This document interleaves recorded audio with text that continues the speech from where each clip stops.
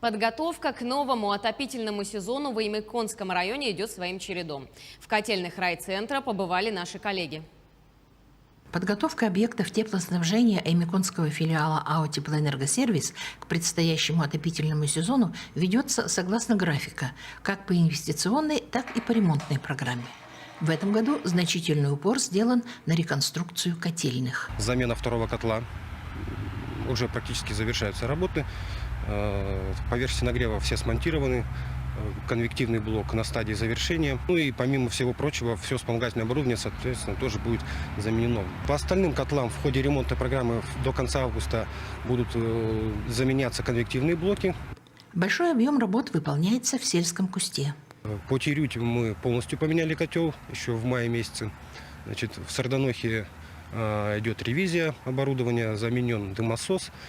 По Ючугею полностью будут заменены 2 котла до конца августа и замена циклона.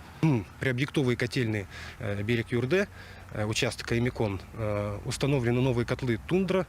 То есть мы котлы старые демонтировали, поменяли оборудование вместе с насосным оборудованием. Для проведения плановых работ по ремонту тепловых сетей еще зимником было завезено все необходимое.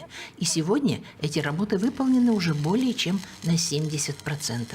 Наиболее крупные работы на тепловых сетях у нас сосредоточены на коллекторе номер 1 и 2 ТЭСовской котельной. То есть мы меняем 530-е трубы, 426-е на новые. То есть работа трудоемкая, но на сегодняшний день практически полностью завершена.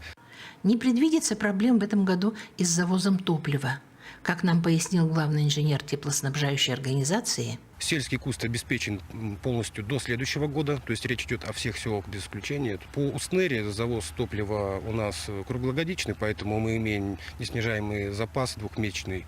Короткое северное лето скоро закончится, и результаты подготовки к отопительному сезону будет оценивать уже суровая аймыконская зима.